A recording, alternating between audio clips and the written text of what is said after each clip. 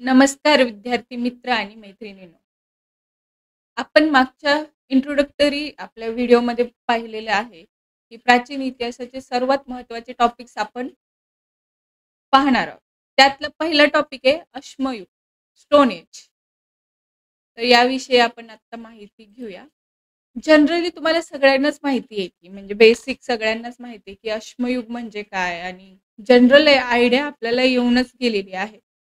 पण एम-पी-एस-सीच्या दृष्टीने यामधील कोणती महत्त्वाची टॉपिक्स आहेत, जे एम-पी-एस-सी फोकस करतं आणि एम-पी-एस-सीमध्ये ज्याच्यावरती क्वेश्चन विचारले जातात, ते आपण पाहूया. अश्मयुग, स्टोन एज. अश्म म्हणजे काय? दगड आणि युग म्हणजे कालखंड, म्हणजे दगडांचा कालखंड, अश्मयुग. यामध्ये मानवांनी जसं-जसं अंगठ्याचा वापर सुरू केला, तसं-तसं त्यांना त्यांची ताकद कळायला लागली आणि त्याच्यानुसार ते उपयोग करू लागले. जसं की दगडांचा वापर करून उपकरणे तयार करणे. अश्मयुगाचे 3 प्रमुख टप्पे आहेत. इथे दिलेले इथं पाहू शकता. टप्पा, कालावधी, वैशिष्ट्ये. नंबर 1 पॅलिओलिथिक युग, ओल्ड स्टोन एज. याचा कालावधी आहे 2.5 लाख ते 10,000 BC. BC म्हणजे काय? बिफोर क्राइस्ट इरा. भटकी जीवनशैली, शिकारी, गुहांमध्ये राहणे हे त्याची वैशिष्ट्ये आहेत. आपल्याला एवढं तर बेसिक माहितीच असतं. नंबर 2 चा टप्पा आहे मेसोलिथिक युग, मिडल स्टोन एज. कालावधी आहे 10,000 ते 8,000 बिफोर क्राइस्ट इरा. वैशिष्ट्ये आहेत लहान हत्यारे मायक्रोलिथ जे बनवले. अन्न संकलनासोबतच शेतीची सुरुवात केली आहे मेसोलिथिक युगामध्ये.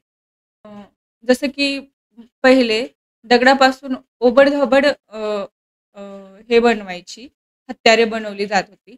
आता थोडं या युगामध्ये मेसोलिथिक एजमध्ये थोडंसं लहान हत्यारे म्हणजे त्याला त्यांनी टोक देण्याचं सुरुवात केली आहे.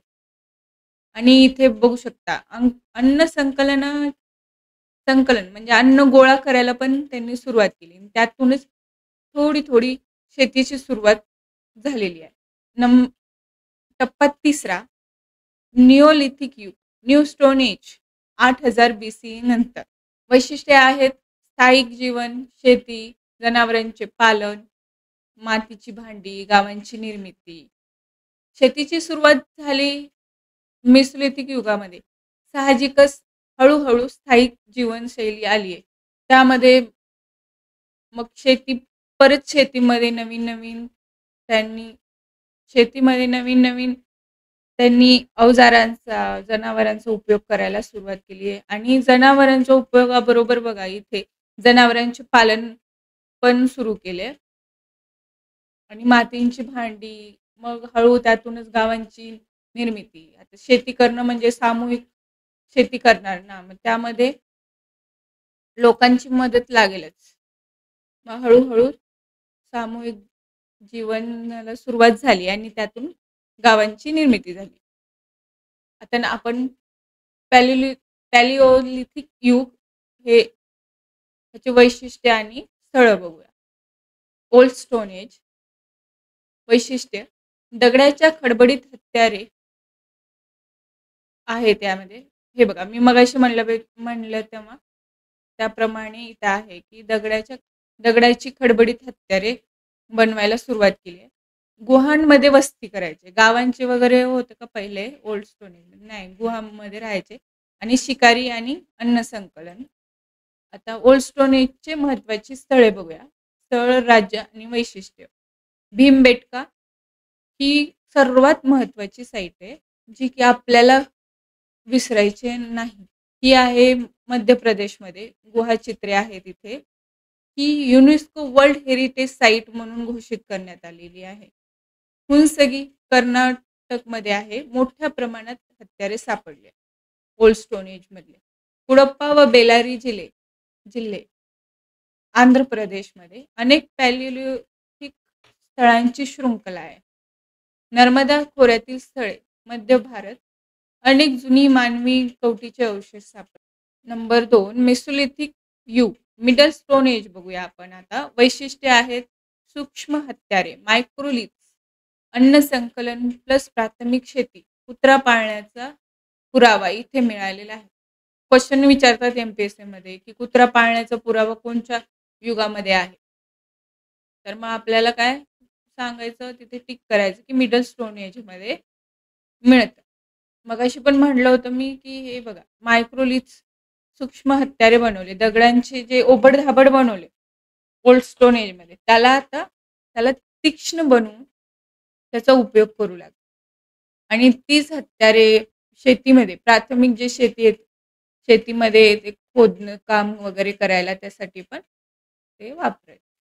महत्त्वाची स्थळे, बागोर राजस्थानमध्ये येतं. कुत्रा पाळल्याचा पुरावा, ही साईट लक्षात ठेवा. बागोर राजस्थान, कुत्रा पाळल्याचा पुरावा मायक्रोलिथचा इथे मिळतो. दमदमिया मध्य प्रदेश, अन्न संकलन मायक्रोलिथ. तेलंगणा आंध्र प्रदेशातील स्थळे, तेलंगणा और आंध्र प्रदेश हे म्हणजे आता तेलंगणा झालंय ना आंध्र प्रदेशातून, त्यामुळे हे आपल्याला इथं असं बघायला मिळतं राज्य. ह्या दोन्हीमध्ये अवजारांचे पुरावे मिळालेले आहेत. आदमगडमध्ये मध्य प्रदेश हत्यारे आणि अन्न संकलनाची पुरावे मिळालेले आहेत. नंबर 3 निओलिथिक युग बघूया आपण आता. New stone age. New stone एजचे वैशिष्ट्य आहेत शेती व पशुपालन, मातीची भांडी, स्थायिक जीवन व वस्ती, विटांची घरे व चक्राकार हौद. महत्त्वाचे स्थळ, राज्य आणि वैशिष्ट्य. मेहरगड बलुचिस्तान, पाकिस्तानमध्ये येतात. आता वैशिष्ट्य आहे भारतातील सर्वात जुना शेतीचा पुरावा. बुर्ज होम जम्मू काश्मीरमध्ये, जमिनीखाली घरं, चक्राकार विहिरी इथे मिळतात. चिरांद बिहारमध्ये येतं हे. गहू व बार्लीची लागवडीचे पुरावे. ब्रह्मगिरी कर्नाटक, शेती प्लस मातीची भांडे, जनावरांचे बालक इथे पुरावे सापडतात आपल्याला. हल्लूर आंध्र प्रदेश, निओलिथिक चाल्कोलिथिक संक्रमण. म्हणजे संक्रमण म्हणजे काय, निओलिथिक एजमधनं हळूहळू चाल्कोलिथिक युगाकडे आपण इथून वाटचाल झालेली बघू शकतो. तिथले लोक ट्रान्सफॉर्म होताना दिसतात आपल्याला. कोल्दी हवा व महगड उत्तर प्रदेशमध्ये येतं. भात लागवडीचा पुरावा इथे मिळतो.